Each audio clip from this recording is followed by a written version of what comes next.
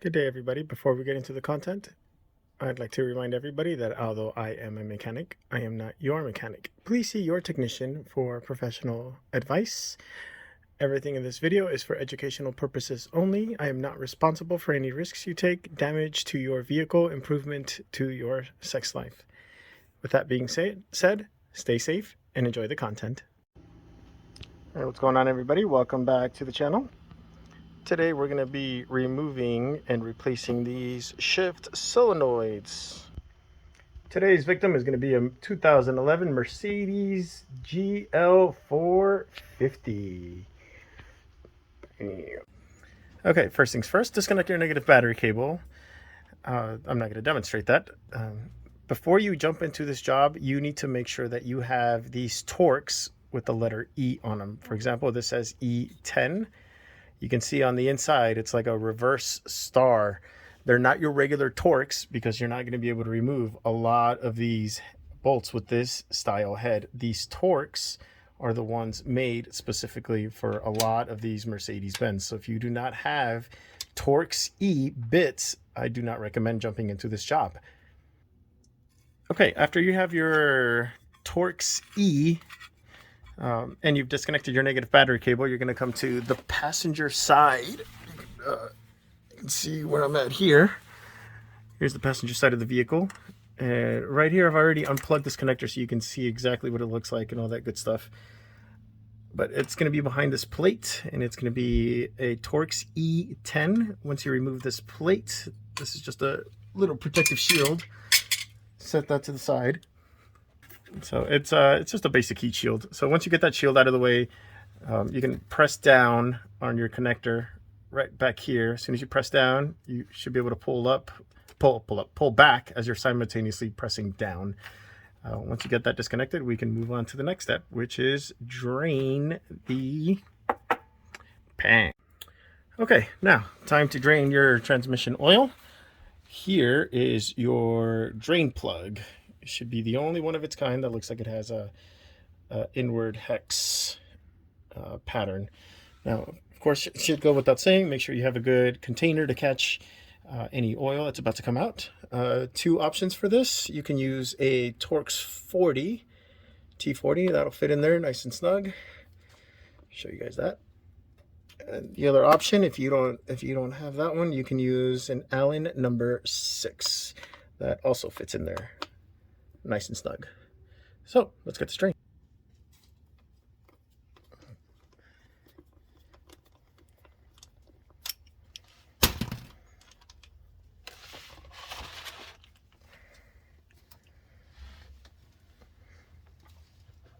Now, after this drains, that's not going to be it. There is a tube that we're going to move aside here in a minute. I will do the best I can to demonstrate it. Once we get this pan removed, I'll show you the tube also so you guys get a better look. So you might have to fast forward and come back to this section so you can fully drain your transmission fluid so you make at least a mess as possible. All right, now that I got that first initial amount of fluid out, I'm going to try and do this next portion a little one-handed. And it'll be a little blind, but you'll be able to see it better once we have the full pan removed. So a good punch like this is the next tool that is recommended for a job like this. There's no special tool that I know of to get this next portion done. If somebody does know, please leave it in the comments below. But at any rate, there's a tube that's sticking down that we're going to try and access and move out of the way. And once you move that out of the way with this punch, you'll be able to get the rest of your fluid. So let me see if I can get that. Oh, there we go. And it doesn't really matter what direction you move that tube out of the way, so long as you get it out of the way.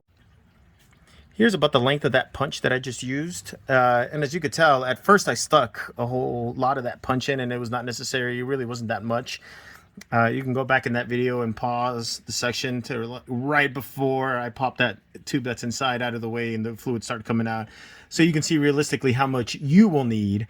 But I like this longer one because you know, and this one also has the grip, and it allows me to maneuver easier than if I just had a small stubby one, and I don't have much room to to maneuver and all that. So just to give you guys a quick reference of what I used.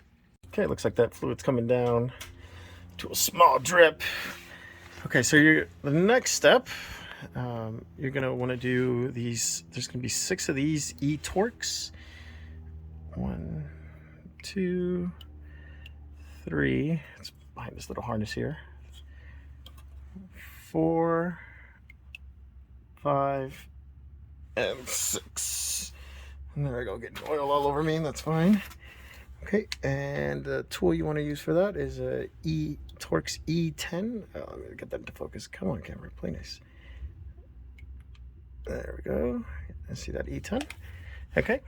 As a word of caution, there is still a little bit of transmission fluid in here, and I don't mean just from the drip. So make sure you leave these 2 center ones in. You can crack them and loosen them up, just don't take them out all the way.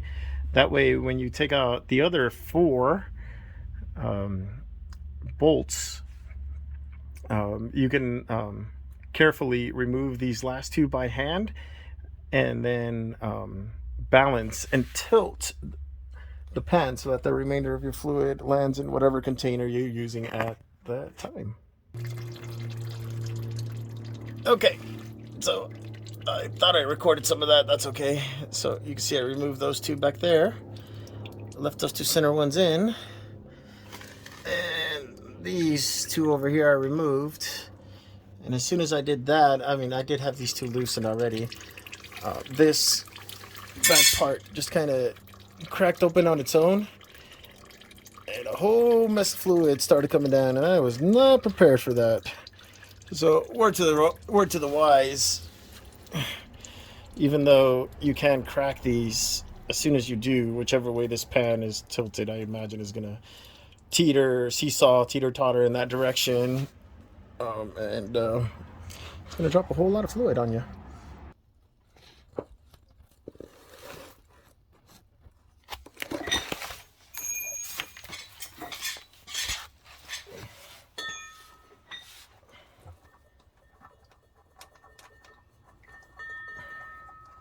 So I did leave these hand loose so I can try to remove them with one hand and balance the pen with the other. If you got a partner, sidekick, person with you, I'm sure that's extra helpful. There we go. Oh, come on, there we go. Whew.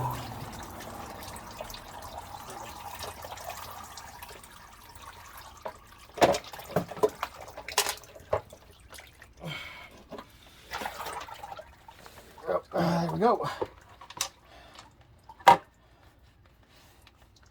Okay, also as mentioned in the title of the video, this does work for this procedure is also for your filter change. They are supposed to be maintenance free, but as you can see, they are not that bad to access once you got good mess management, drip management, which I do not.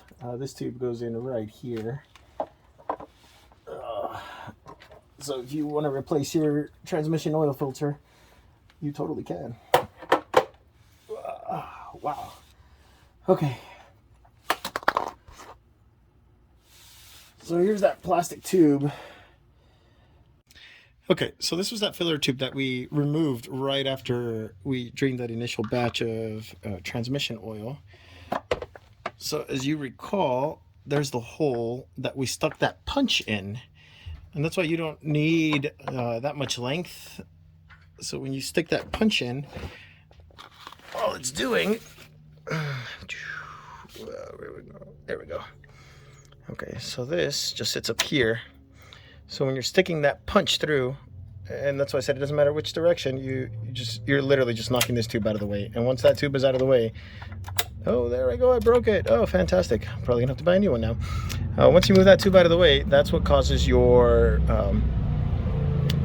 transmission oil to drain.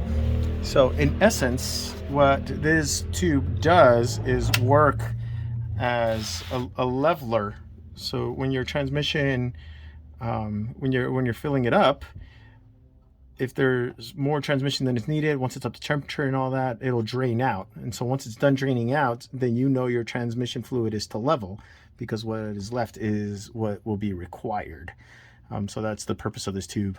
So when you're doing a drain and not much fluid comes out when you first take out that plug, that's probably a good thing. It means, or it could be really bad. It means your transmission fluid is super low. But it's nothing generally to worry about if you know it was up to level, or if you know it was filled recently, because it means that this tube is in place and it's doing its job. Now, once you knock this tube out of the way with that punch, that's when you should get the huge gush of transmission fluid coming out. Before I forget to mention it, these bolts that hold your drain pan in, it is recommended that you replace them every single time. Now, I have gotten away personally with reusing them. I have not had any issues to date. I've taken this apart 2 other times and kept the exact same bolts. I'm not telling you what to do or what you should do. However, the recommendation from Mercedes is to replace these every time they are removed. Just a quick side note before I forget to mention it. Okay, folks, valve body time. Now, for those of you that absolutely refuse to get Torx, Torx 30 is the next one, by the way, we're going to be using T30.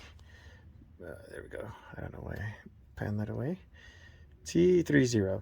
The Allen that fit in there nice and snug was a number 4. But I'm not going to use an Allen on those because those are meant for Torx. Now, there's going to be approximately 10, if there's more. Stay tuned to the video. I am going to remove the valve body after all. So we got 1, 2, 3, 4, 5, 6. There we go. 7, 8, 9, 10. Now, strong recommendation, especially if you do not have a helping hand. Leave one each of this corner and this corner for the absolute very end. And the reason you want to do that is because you want to be able to put one hand on and remove the last 2, so you can gently remove the valve body. This is not a component you want to drop. You must use absolute every caution possible you can to be as gentle as you can with this valve body. These are incredibly sensitive components. Definitely not something you want to drop. Okay, as we're approaching the final 2 bolts here, I did crack them a little bit, and as soon as I did that, I got another wave of transmission fluid. If you want as minimal transmission fluid to drip out continuously, let your transmission drain overnight and come back and do it the next day. Yeah, I'm not going to do that. I have my floor lined with a bunch of cardboard, so I'm not overly worried about drips missing my pan here. So I'm going to have somebody come out and help me for this part, because like I said, the valve body is not something I want to drop even as a joke. Okay, so as I'm removing this final bolt here, I do expect to get a little bathed here. You want to be mindful of this portion right here, because there's a gear selector portion. So it shouldn't be too big of a deal. Just be mindful of it. Like I said, you just want to bring this down nice and carefully. I can see I cleared most of the gear selector portion. So just giving it a light jiggle here. Okay, now that we've got this out, let me show you some of the struggles. Again, you want to be super gentle with this. I'll show you some of the parts that are points of struggle and all that, and that way when you're doing this, you know what to look out for and what you're gonna mess with and all that good stuff. And I'll give you guys all the good angles and all that good stuff. Okay, so as you saw, I just brought it down directly. This was that first electrical connector that we removed. And here, if it is giving you a hard time and you feel that it's stuck closer on this end when it's coming down, here's where you need to stick your finger in on the side of the transmission. Let me show you the hole right here. Right here on the side. So here's the connector. So you're going to be sticking your finger in and pressing down. Now it's going to be really tight, because as soon as that comes down, this connector is going to try to smush your finger between this plastic and the metal of the transmission.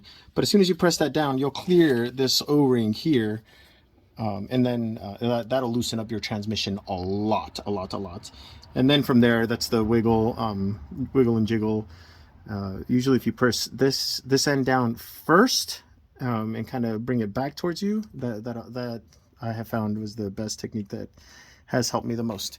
And also, before I forget, same thing as the transmission pan, the bolts that hold in this valve body together should also be replaced. Reuse at your own risk. Okay, when you're removing the valve body, one of the other points you're going to get snagged up on is this magnetic plunger sensor assembly portion. Sorry, this is more of a valve. It does have, let's see, this does pull out. It does have a magnet on top. Make sure you clear any debris, any metal shavings or anything like that. Otherwise it can impair functionality. But at any rate, this piece right here, let me show you where you're going to get snagged up on and why you have to kind of tilt it out. Okay, you see this plunger pin thing sticking out? I don't know why I keep using the word plunger. Anyways, that pin right there is what's going to get caught underneath that plastic. So that plastic is going to sit up there, and this pin actually slides right into the yellow piece. So let me show you where this pin... So that pin slides right in here. But this will not be out. This will be kind of in here when you're sliding the valve body out. So that pin will easily come out, but then that pin will get stuck right here. So that's why you kind of have to kind of tilt a couple different directions, the whole valve body, to be able to pull it out. A huge majority of the problem you're going to have are with these conductor plates. Although there are a few sensors all over this body, you got some solenoids right here. The vast majority of the problems come from these conductor plates. Think of it as the brains of the operation, controls the pressures and all that good stuff. There are actually quite a few vendors, even on eBay, where you send them the conductor plate. They'll do all the reprogramming, all the troubleshooting, and send you back a good conductor plate, fixing a lot of your problems. That is a known thing with these transmissions. Coming over here on this end, if this tube comes out, it's fine, no worries. Just make sure when you reinstall it that it is umbrella side facing this way, just how I have it, and that when you're putting the entire valve body back in the transmission, that this goes back into the appropriate orifice. If you do not do that, you are going to have issues, and your transmission is not going to function properly. So just be mindful of this piece upon reinstallation, and make sure that this rubber boot, grommet, whatever seal you want to call it, is facing in the appropriate direction as shown here in the video. Now, as some of you saw earlier, the next tool you're going to need is a Torx 40 to remove your solenoids. Here we go. Let's get that back into place. So you got 1, 2, 3, 4. Let's do it. Now, for all you riskier individuals, this is a number 5. 4.5 was a little too loose. I mean, I'll show you what that looks like. I do stand by using Torx. This is a 30. That was the wrong size. This one was a T40. Let me show you what the 4.5 looks like in there. So here's the 4.5. Let me try and bounce the camera here and all that good stuff. Oh, good job. Who's that camera guy? God, he sucks. All right, here we go. So you can see the 4.5 is a little too loosey-goosey for my taste. So if you absolutely insist on going Allen, go with 5. Okay, so when taking these out, I've heard a lot of shops, a lot of places, they're like, take pictures of this, take pictures, so you know where the black ones and the blue ones are supposed to go. I know it looks green, turquoise, but the description on them are blue. Anyways, when you're removing these, I can tell you right now that they only go in one way. You see this little rail, this plastic rail? On the blue ones, they're all on one side, and on the black ones, they're all on a different side. So it is really difficult to put them in wrong. As you can see, here's a side-by-side comparison. If you put them in wrong, you broke some stuff. Let me tell you, you did a lot of work to make that happen, because even here you can see the guide rails that match each type of solenoid. So you can take your pictures. I mean, it is always a good habit to get into. I mean, if you have your good habits and your procedures, your methods, you know, by all means, I'm not going to stop you. However, for this specific for these specific 72029 transmissions, when you're replacing the solenoids, you don't really need to take a picture of these, as you can see. But if you're that adamant about it, you know, pause the video. You can see where I'm at, look at the timestamp, etc. And that way, when you're putting these back in, you don't run into any issues. Okay, a couple more notes before putting the valve body back in.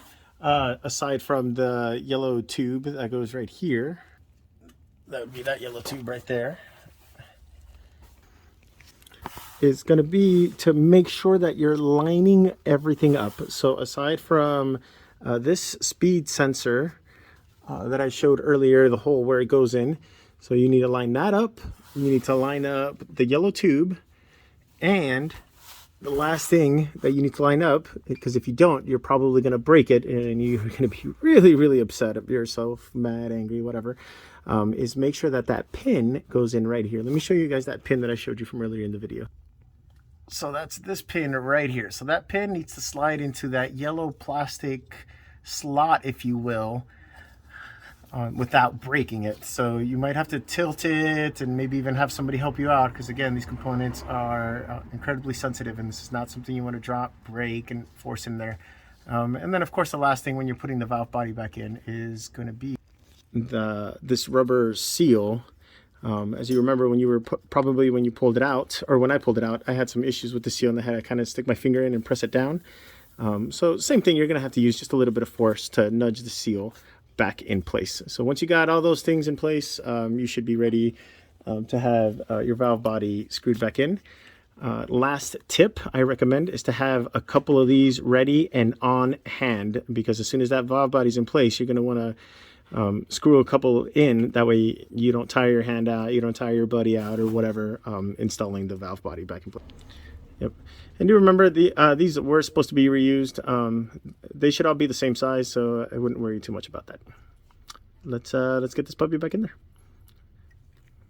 Okay, as you can see, I have my valve body back up. Let me see if I can get a good angle of that pin inside that yellow piece. I don't want to. I'm not going to bend this. I can't. It's actually secured. Anyways, you can see that yellow piece right here. And you can see that pin now sticking out in place. One good indicator that you do have that yellow tube that's underneath all this in place is that this will actually seat all the way in. If it doesn't, and it's fighting you and it feels like you're crushing something, you probably are. Go ahead, back it back out. Ensure that everything is back in its place, and try it again. As you can see, I already got a couple screws started. These are still the same ones. I did not replace them per the recommendation. But anyways, I just got a couple of them started here, and as you can see, these are just hand tight, and the valve body does hold nice and in place. Okay, one final note, I keep saying final note, is make sure you do not over torque these. You are dealing with aluminum.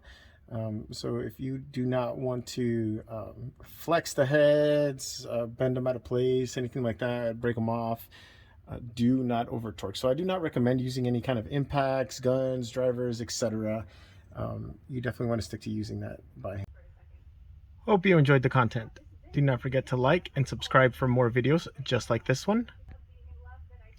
If there were any tips, tricks of the trade that you would like to share, please leave them in the comments below so you can help any other technicians, DIYers.